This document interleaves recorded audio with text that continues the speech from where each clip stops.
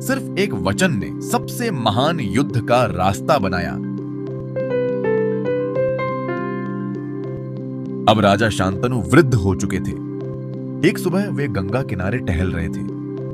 वहीं उन्होंने एक युवती को देखा, सत्यवती, मछुआरे की बेटी, लेकिन जन्म महान ऋषि पराशर से। शांतनु उससे प्रेम करने लगे। सालों बाद उनका मन फिर से शांत हुआ, जैसे कभी गंगा के साथ था। लेकिन इस बार भी प्रेम की एक कीमत थी। जब शांतनु ने विवाह का प्रस्ताव रखा, सत्यवती के पिता मान गए, एक शर्त पर। सत्यवती का पुत्र ही हस्तिनापुर का राजा बनेगा। शांतनु चुप रह गए, क्योंकि पहले से ही एक उत्तराधिकारी था, देवव्रत। वे अपने पुत्र के साथ अन्याय नहीं कर सकते थे। वे भारी मन से वापस लौट आए। उस दिन के बाद शांतनु बदल गए, हमेशा उदास, खोए हुए।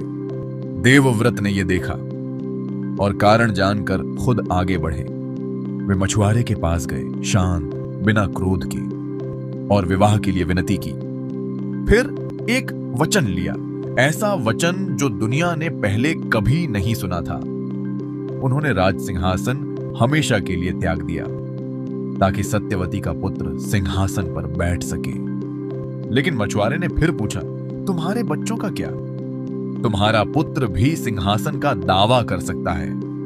तब देवव्रत ने और बड़ा वचन लिया, जीवन भर ब्रह्मचर्य का, ताकि कभी कोई संतान ही ना हो। आसमान गूंज उठा, देवता भी मौन हो गए।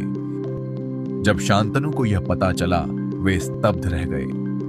इस बलिदान के बदले उन्होंने अपने पुत्र को वरदान दिया, इच्छा मृत्यु। इसका मतलब है कि वह अपनी मृत्यु का समय खुद चुन सकता है। अब देवव्रत नहीं रहे, एक नया नाम जन्मा, भीष्म, मतलब जिसने भयानक व्रत लिया था। उसके वचन ने शांतनु को खुशी दी। उसने सत्यवती से विवाह किया। लेकिन उसी वचन ने कुरुवंश की किस्मत बदल दी।